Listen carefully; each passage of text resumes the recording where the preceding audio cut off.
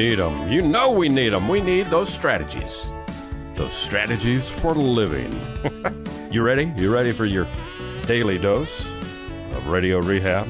I am ready, and I'm excited. Well, you know that I am beyond ready. Yeah. Because you know today's subject. I know our wonderful life strategist we have coming today. Yeah. Hey, folks, welcome. Welcome into 101.7 FM, 710 Keel. Welcome into another edition of Strategies for Living. I'm Dr. David McMillan, and she is psychotherapist, PLPC Lauren Leon McMillan.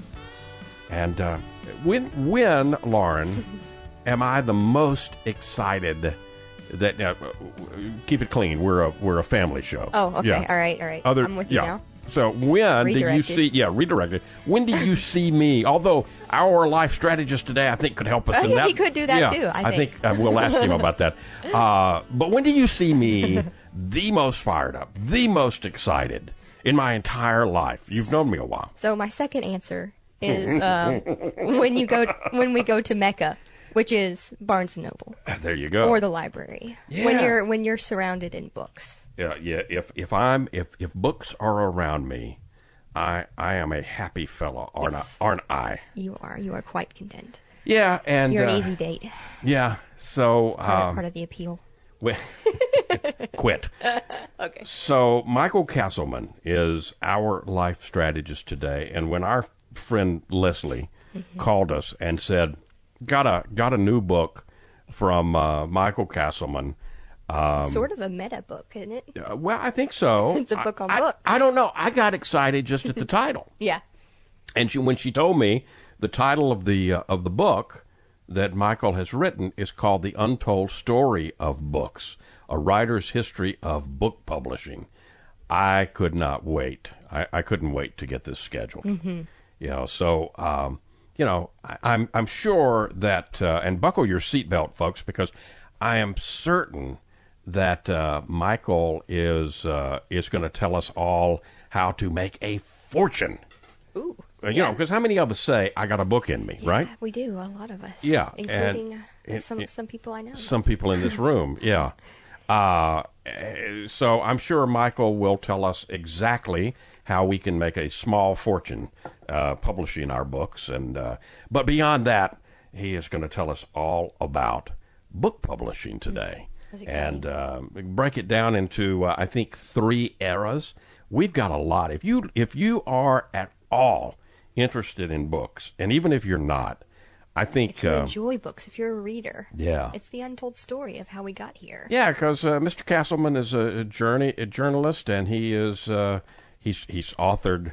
We teased this, but he's authored a best-selling book on sexuality, and so I think he's got a lot to teach us today, folks. Thank you for tuning in to Strategies for Living. We're all about health and wellness and healthy living, making healthy choices, and we appreciate our sponsors making it possible. The Robinson Film Center, Azalea Cleaners, Learning RX, Pintail Roofing, and the Balanced Life Wellness Center. Back in a moment with life strategist Michael Castleman, The Untold Story of Books, today on Strategies for Living.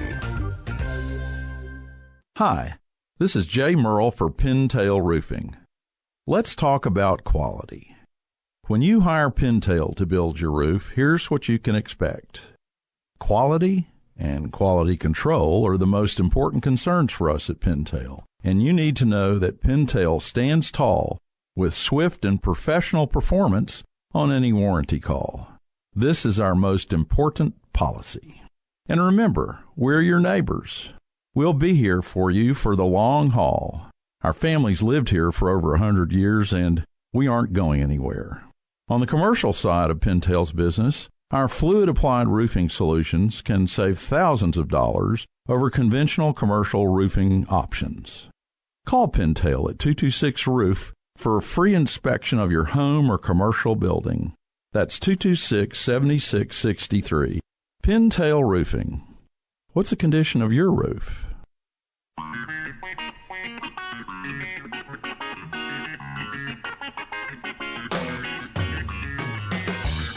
Hey, welcome in. Welcome into 101.7 FM, 710 Keel. Welcome into Strategies for Living, helping us live healthier, happier, more peaceful lives in our bodies, in our minds, in our spirits, in our relationships. And let's welcome in Michael Castleman. He is Lauren and I, my life strategist today. Michael Castleman grew up in Malvern, New York. It's a Long Island suburb of New York City. He's a Phi Beta Kappa graduate of the University of Michigan. He earned a master's degree in journalism from the University of California, Berkeley Graduate School of Journalism.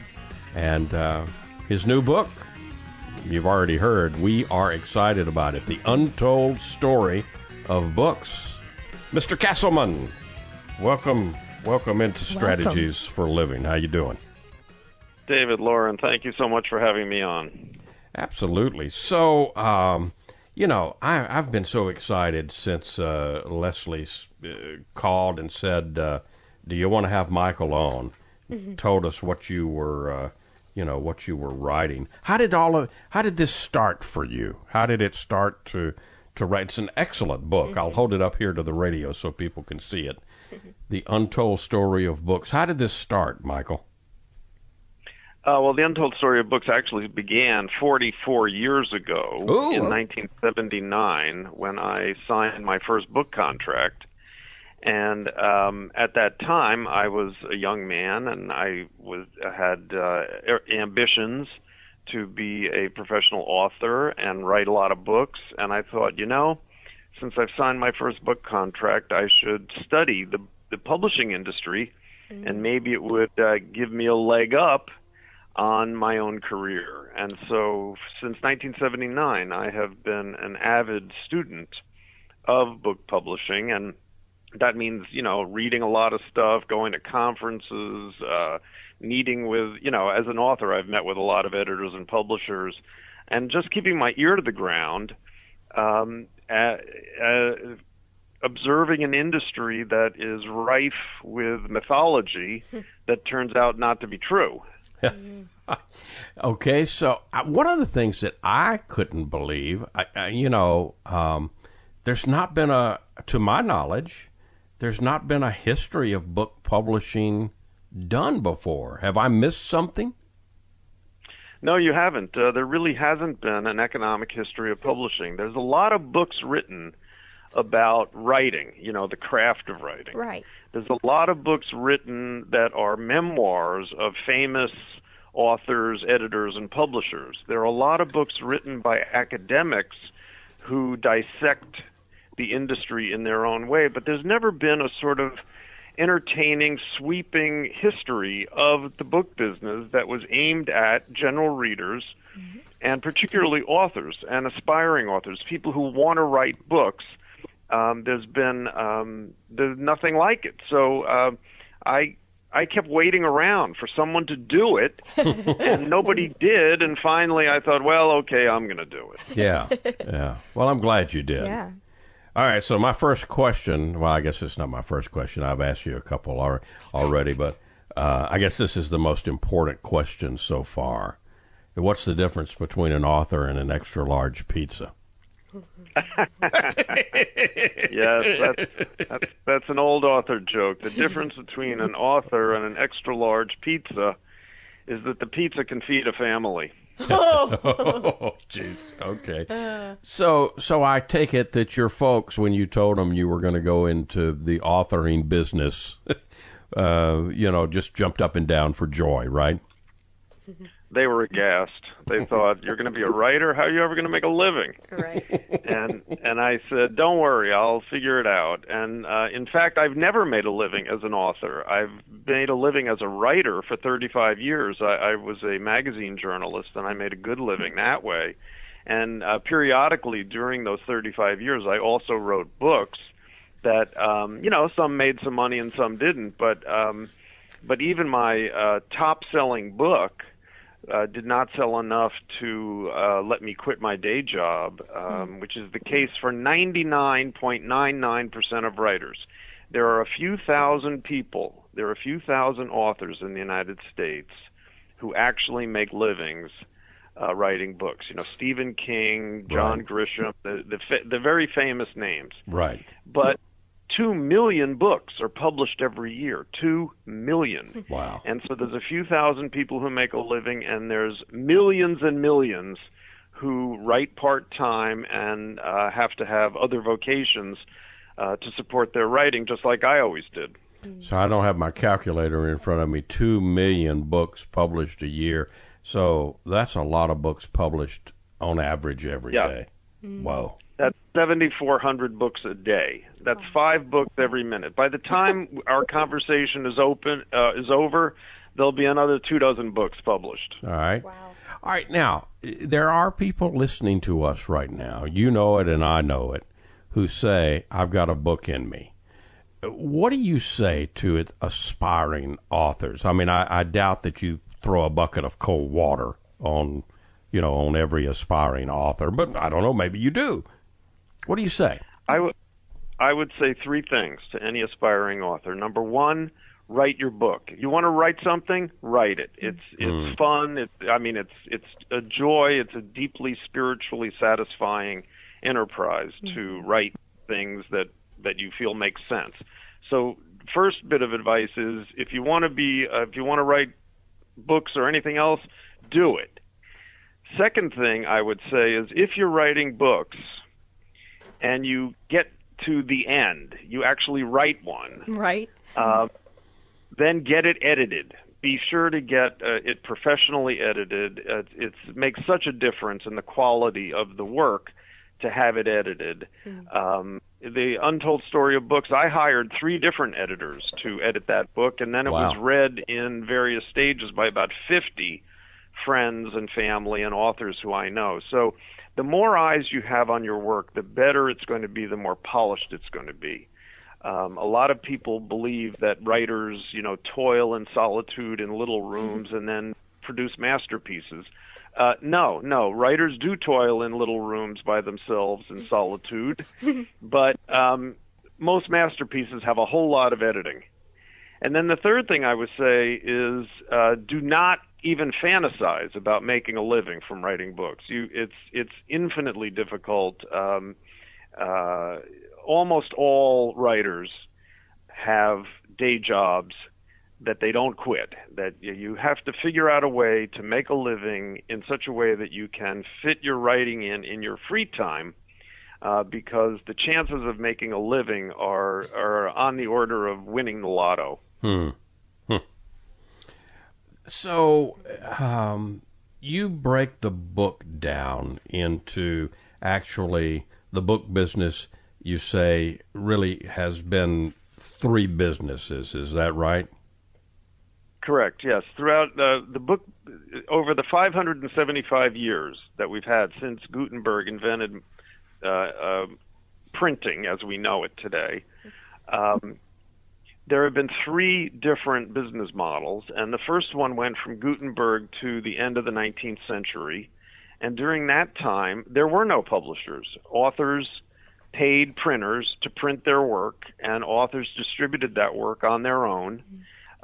And so every famous American author, I'm talking Walt Whitman, Louisa May Alcott, James Fenimore Cooper, Ralph Waldo Emerson, none of them made a living writing books, and they all had other jobs. And to support their writing.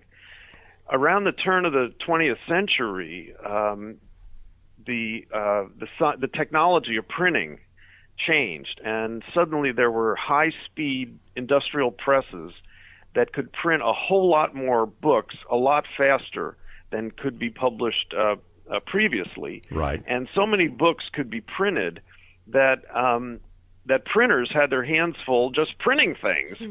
And a new profession developed, the profession we now call publishing, right, which was publishers, and they started paying writers for manuscripts and then turned around and paid printers to print them. And so by 1920, that model was in place, and all of a sudden there were these publishers, and authors would sell manuscripts to publishers, And publishers, would either accept or reject, and if they were accepted, they would be printed. But that is now called traditional publishing, although it was only the reigning model for 80 years, from 1920 to 2000. Mm-hmm. And in 2000, what happened was the publishing industry flipped again because of digital publishing. Right. And with digital publishing, you can print so many books. I mean, with digital publishing, one lone individual can publish an infinite number of ebooks in an hour for about $100 and distribute them worldwide virtually for free.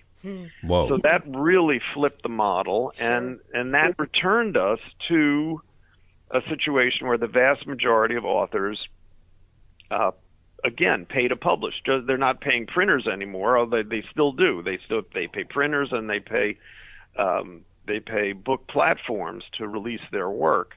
Now, a tiny percentage of authors still get advances and still are still publishing on the 20th century model, but more than 99% of authors today do not get advances, and they pay to publish. So we've returned to a high-tech reinterpretation of the original model, and what's called traditional publishing turns out not to be traditional at all. It was just a minor detour, because for most of the history of publishing, authors paid to get printed. Wow. So we are learning a great deal about books today. If you are interested in books, you want to go get The Untold Story of Books, a writer's history of book publishing. Michael Castleman is our life strategist today, right here on Strategies for Living. You want a book, Absolutely. Lauren? Okay, that'll be $75,000. Well. Yeah, Michael will. Okay. He hinted at this a second ago, right. But we'll talk about that. And Gutenberg, right? Absolutely. Yeah, he was inventor of the printing press. Yeah. Yes. Very successful. We'll find out more about that. I think he might have gone bankrupt. I'm not 100% sure about that. We're getting the scoop from Michael Castleman today, right here on Strategies for Living. Much more to learn, much more to come. Stay right where you are. Hey, let's talk about the Robinson Film Center. I say it a lot. There's no place like the Robinson. Absolutely, there is not. 617 Texas Street, downtown Shreveport. You've got so much. You got the movies. You got Abby Singer's Bistro on the second floor of RFC, open for lunch and dinner Tuesday through Saturday. Newly remodeled. Absolutely. Great menu.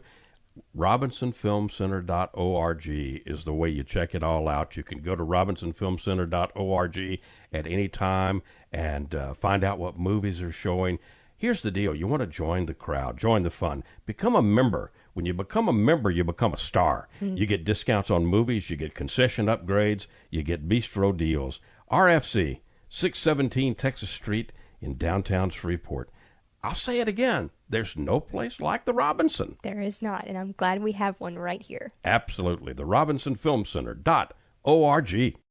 Reading begins not in the classroom, but in your child's brain. I'm Donisa Walker with Learning RX Shreveport. If your child struggles to read, maybe he or she has trouble focusing or comprehending, Learning RX Shreveport offers a science solution to reading problems, working one-on-one with your child, targeting his or her reading skills. Today, call Learning RX Shreveport. Make an appointment to have your child assessed. I know you want to help your child, so does Learning RX Shreveport.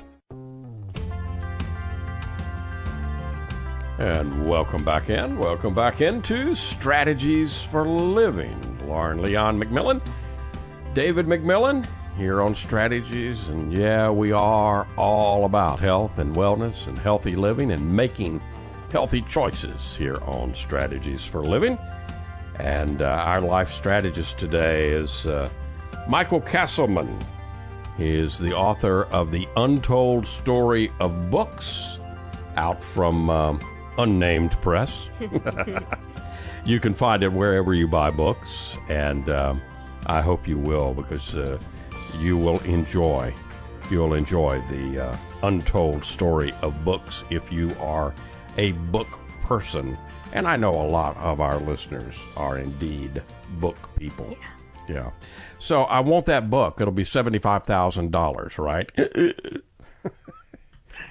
Yes, you're talking about books written by scribes. Before Gutenberg, there were lots of books, but they weren't printed. They were written one at a time by hand by scribes. And the typical book of today's book took about a year for a scribe to do, write, to copy, and they had to do it on either very expensive paper. Paper hardly existed. What they mostly used was animal skins, parchment. And so to publish a book, you had to slaughter a whole herd of cattle.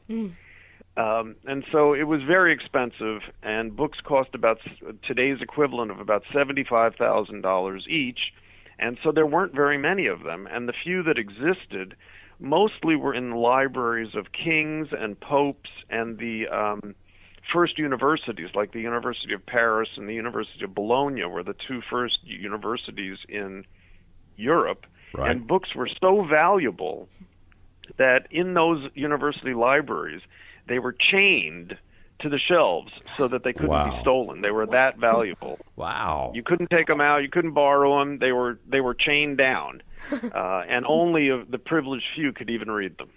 Okay, but now Gutenberg came along. You mentioned his printing press. But what was ultimately, did Gutenberg make an absolute fortune? Gutenberg went broke. Gutenberg invented the printing press, and he printed his Bible, which is his famous document, and several of them, a couple dozen, still exist in the world. Right. If you happen to own one of those, you probably have a fortune. Yeah. Well, the printing press made books cheaper, but Gutenberg's books were not cheap. They were several $1,000s each into today's money, and there weren't enough buyers, and he went broke. He could not pay his debts. He financed his press with borrowed money, and he didn't have enough income to pay off his creditor, who shut him down, and he was forced into bankruptcy. So even from day one, the publishing business, the book publishing business, has been a minefield that is very difficult to make a book. So when people say the book business just isn't what it used to be, that's not really true then, is it? The book business is exactly what it's always been. It sounds like, if I'm listening to you right, Michael, it's always been up, down. It's always been beyond a roller coaster, huh? Yes. People often say that the book business is hidebound. It doesn't change. It's ruled by tradition. That's absolutely not true. The book business is completely ruled by the technology of printing. And as printing has changed, the book business has changed. And it's changing constantly. And there's a word for publishers and bookstores that don't change along with it. And that word is bankrupt. You have to change, you have to evolve, or you're going to be out of business. Yeah. So here comes Ben Franklin, and he published a few books. How expensive were his books? Well, Franklin used a press that was very similar to Gutenberg's, but better. It was an improvement on Gutenberg's press. It could print more books faster than Gutenberg, and so his books were cheaper. Ben Franklin was publishing books for the equivalent of about $600 today. And so by the time colonial Americans were setting up printing presses in Boston and New York and Philadelphia and a few other places, books were still very expensive. I mean, $600 for a book is not cheap, but they were almost reachable by the wealthy, and libraries started to develop. In fact, Ben Franklin founded the first library in the United States that was open to the public. It was a membership. It was like a cooperative where everyone chipped in annual fee, and they used those fees to buy books. But books were still very expensive under Ben Franklin, and he did not make a living writing books either. He mostly made his money printing advertising circulars and pamphlets for churches and schools and so Old Ben was one of the first advertising agencies, I guess. Mm-hmm. Sounds like. Well, he did a lot of all printers printed a lot of advertising flyers. That was very good business. But books were very tough, and printers did publish books, but it was quite speculative, and it was not easy to sell them. So how do you reduce the price of books? How did the price of books come down? Presses got faster. By the end, after the Civil War, American publishing began to industrialize, and instead of hand-crank presses like Ben Franklin had, there were these huge steam-driven industrial machines that could print an enormous number of books very, very quickly, like in the blink of an eye. And so as books became more plentiful and more people were printing them, competition drove the price down. And also paper got cheaper, ink got better and cheaper. All of the building blocks of books got better and cheaper, and as a result, books got cheaper too. So by around World War I, you could buy a hardback book for today's equivalent of about $75. And as the 20th century progressed, subsequent improvements in printing technology and paper and ink and binding drove the price down to pretty much what it is today, which is around $25 for a hardback book. Right. With paperbacks being a few dollars cheaper. Right. Now, how did New York get into the become the capital of publishing? It's a wonderful story. New York was the largest city in colonial America, but it was number 3 in book publishing. Boston and Philadelphia were the two intellectual centers of the country, the two book towns. Right. But then almost overnight in the 1820s, New York became the nation's undisputed publishing capital because of the Erie Canal. The Erie Canal ran from the Hudson River near Albany to the Great Lakes, across east and west across the state of New York. And books are very heavy. If you've ever changed your address, if you've ever moved and you've hauled books, we hauled some over the weekend. Yes. These things are so heavy. Well, it's very costly to ship heavy goods. And the cheapest way to ship heavy goods is by boat. And so once the Erie Canal was open, publishers in New York could load books on ships in New York Harbor, sail them up the Hudson River, sail them across the Erie Canal into the Great Lakes, and in a week or so be in Detroit and Chicago and have markets open up in the vast Midwestern interior of the United States. And ever since the Erie Canal, New York has been the nation's publishing capital, even though now, the Erie Canal has been closed for decades. Right. But New York has maintained its position as the publishing capital, although it's starting to wane with publishing is happening, all over the country now. Untold Story of Books was published by a publisher in Los Angeles. So, but New York became the nation's publishing capital on the night before Christmas, huh? Yes, The Night Before Christmas is the famous poem by Clement Moore. Right. And in that poem, he talks about giving gifts for Christmas. And Christmas did not used to be a gift-giving holiday. That came in about the 1820s. Before the 1820s or so, Christmas presents were things like, homemade jam, homemade pies, that kind of thing.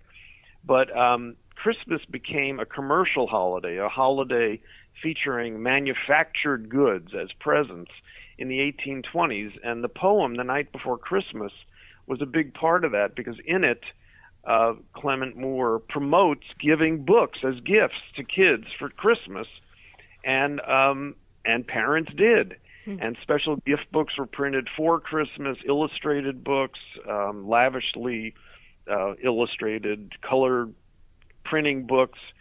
And so it was this poem that played a significant role in marketing books as Christmas presents. And even today, the biggest month for book selling in the United States is the 4 weeks between Thanksgiving and Christmas, because books are a very popular Christmas present. Yeah, yeah. And the piracy, it was a lot of us like pirates. Piracy figures into this story too, doesn't it? Yes. The history of the book business is the history of stealing books. Book piracy is all about ignoring copyright. So if you write a book, you copyright it, which is a legal claim that says, I own this book. Right. Well, you can have that claim, but there are claim jumpers everywhere, and books are constantly being stolen. And all colonial printers in the United States stole books from England and printed them without paying licensing fees. American authors railed about piracy of their books. I just had 3 books stolen within the last year by artificial intelligence companies. The artificial intelligence, you've heard of artificial intelligence. It's supposed to be this great thing. Well, Sure. Yeah. It's not so good for authors. Artificial intelligence gets its intelligence by digesting an enormous amount of text. And they get the text by stealing books. Wow. And 3 of my books were stolen by the Books 3 data set Go that figure. is used by Facebook and all kinds of other people. We're So book piracy is still with us. I love it. We're learning about the untold story of books today.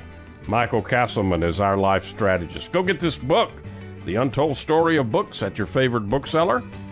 But don't do that right this second, because we've got more to learn today from life strategist Michael Castleman here on Strategies for Living. Stay with us. Dealing with stress, pain, feel like you're running out of options? When your life is balanced, wellness is a given. True wellness is holistic. It's about the mind, the body, and the spirit, all in balance. Now, there's a place right here in Shreveport that's all about helping us achieve peak mental, emotional, and physical health. The Balanced Life, 117 Kings Highway, right next door to Strawn's. Come see and feel the difference getting your life in balance can be. Many of your friends and neighbors have already learned the difference less stress and pain mean in their lives. You can book a discovery session right now online, thebalancedlife.us. All you've got to lose is stress, pain, or maybe both. Come see and feel for yourself the real difference balanced wellness makes. The Balanced Life Wellness Center, 117 Kings Highway in Shreveport, next door to Strawn's, thebalancedlife.us.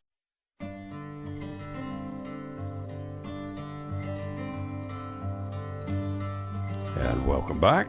Welcome back into 101.7 FM, 710 Keel. Welcome back into Strategies for Living.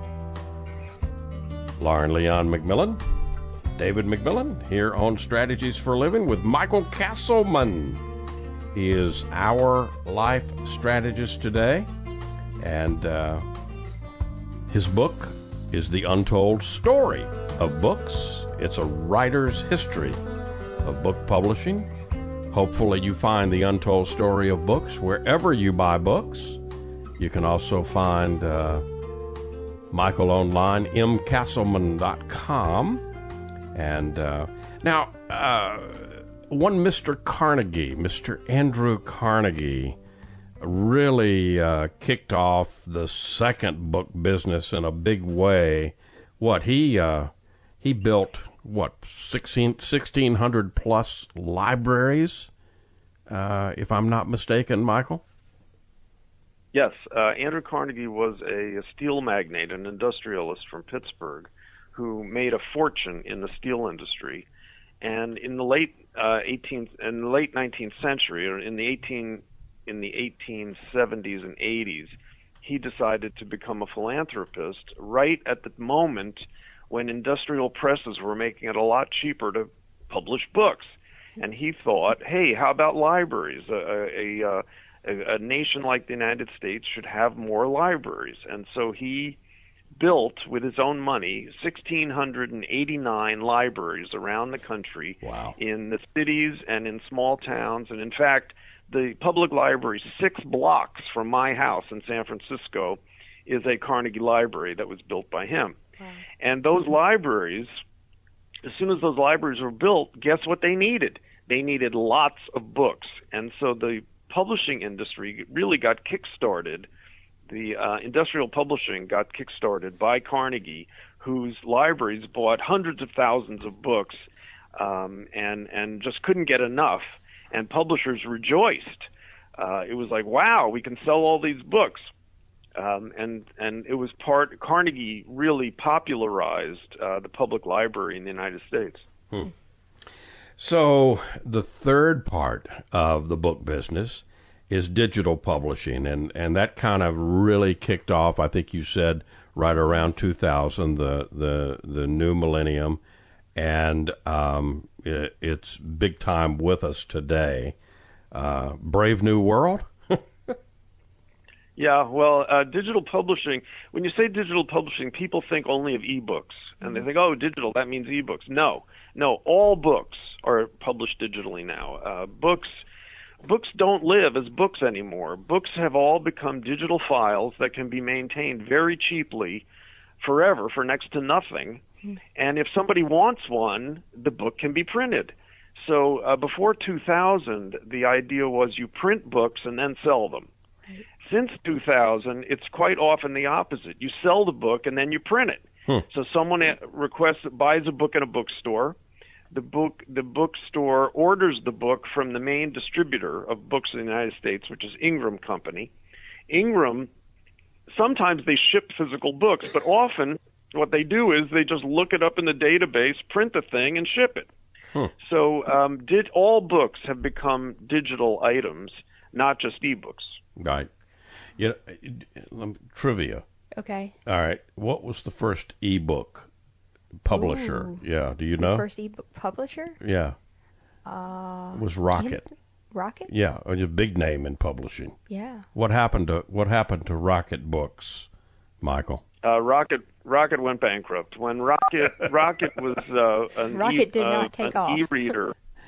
The Rocket Reader was an e-reader in the 1990s. Oh. And it went nowhere. People thought, why would I read a book on a screen? It just made no sense to people. And so the Rocket Reader, they went bankrupt, and then there was a successor company. It went bankrupt. There was a third successor. It went bankrupt. And then in 2007, Amazon released the Kindle e-reader, and people went crazy for it. So why did Amazon succeed the and all those others fail? Amazon succeeded because, number one, Amazon was already the nation's largest bookseller, and people were attuned to Amazon as an innovative company, and they thought, oh, we'll take a chance on their e-reader. Amazon's e-reader was also Amazon had initially they had 90,000 books that they could offer, and the previous e-readers had a lot fewer books. Amazon had 90,000. Now they have millions.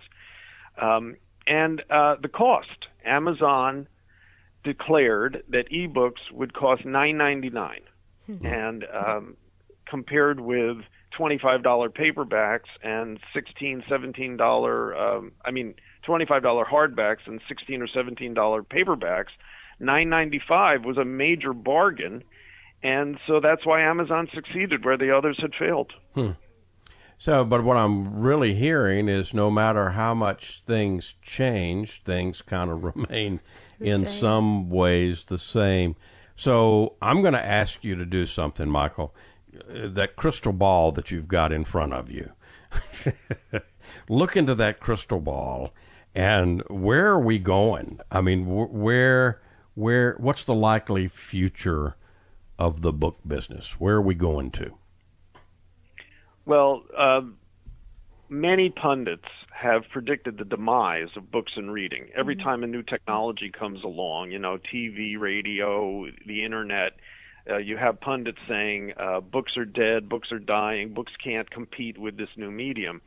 Books have always successfully competed with every new medium they've been thrown up against. We're talking about the phonograph, movies, radio, television, internet, TikTok, you name it. Yeah. Books, people love to read, and they read almost 1 billion books a year in the United States.